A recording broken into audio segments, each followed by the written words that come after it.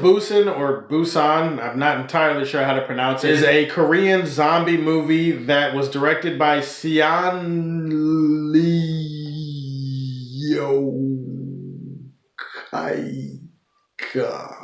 I've already embarrassed myself enough on this channel when it comes to remembering people's names, pronouncing people's names. You guys know me. I butcher that shit all the time, so I'm not going to attempt to try to pronounce the names of the people in this movie. It's nothing personal to you guys.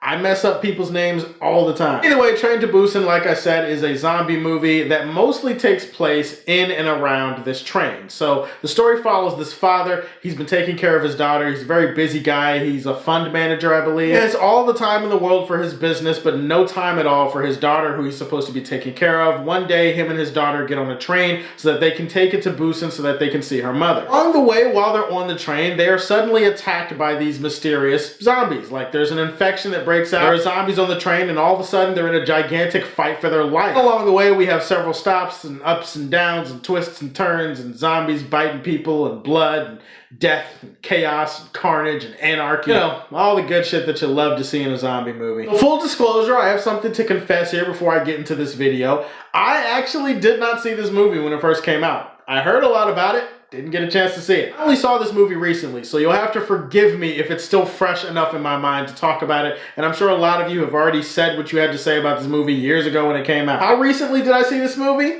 It's not really that important, right? I mean, it's details. Who cares when I actually saw this movie? I don't need you guys judging me any more than you already did 2 weeks ago, but the important thing is that I'm here and I'm talking about it, and I'm so glad that I have a chance to talk about it, because this movie was balls to the wall nuts. It's kind of a double play on words right there.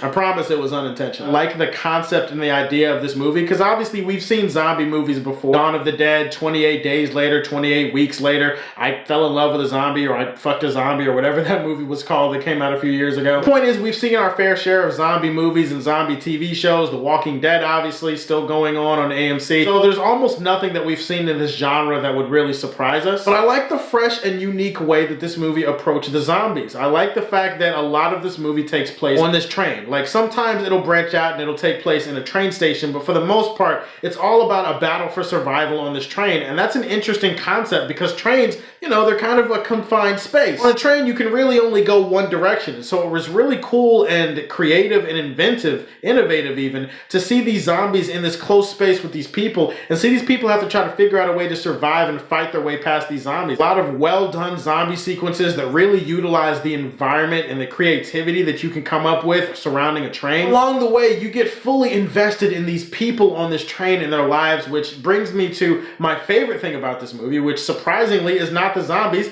it's the characters. This is some damn good character work. Like, I was expecting the characters to just be like, you know, your typical cannon fodder, like, yeah, kill him if you want to. I just want to see some good zombie action. And you do get some really exciting and well-made, extremely well-crafted zombie action, sure, but the highlight of this movie is actually how much you care about these people, how much you're rooting for them to make it through it. I am surprised that a movie as fast-paced as this took as long as it did to get to the finish line, and I'm surprised how much that didn't bother me. By the way, the zombies in the movie, they look great. A lot of the close-up shots, excellent production value in terms of the makeup, in terms of the prosthetics that they use for the zombies. Zombies in this movie pretty much feel like a cross between the World War Z zombies and the zombies from Dawn of the Dead or something like that, in which case, you know, they look creepy, they look disgusting. Now, these things are like rabid. Like, as soon as they see you, as soon as they hear something, as soon as they get a whiff of you, you're done, you're dead, it's over. This is pretty much a non-stop thrill ride from beginning to end as you follow these characters on this train. Well-framed and well-done zombie sequences that definitely would have reminded me that I'd probably be one of the first people to die, just out of pure bad luck. Have a good score, cinematography, production value, great zombies. Like, what's not to like about a movie like this? Well, that's why there's always a couple of different halves to a review. On the one hand, I do want to say that some of the wide takes of the zombies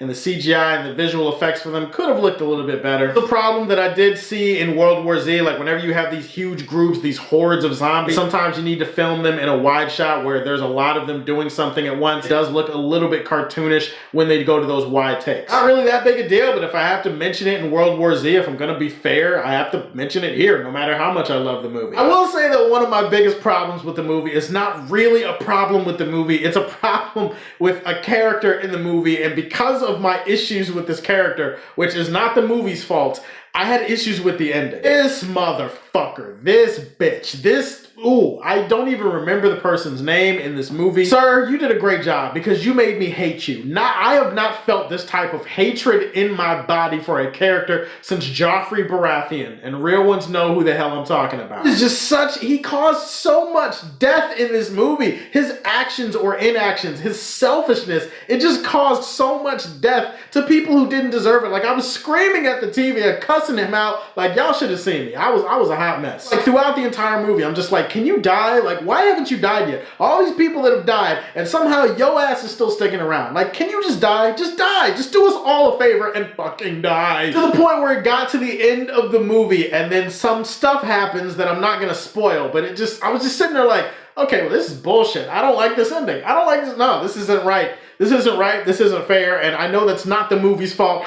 But damn it, I wanted a different ending. I did not like this ending. Other than that, Train to Busan is arguably the greatest zombie movie I've ever seen in my life. And of course, it gets Superman Prime. And those are my thoughts on Train to Busan. Sorry, I'm 4 years late. So tell me, be honest.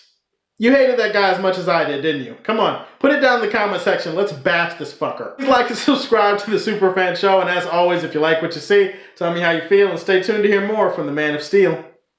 Peace.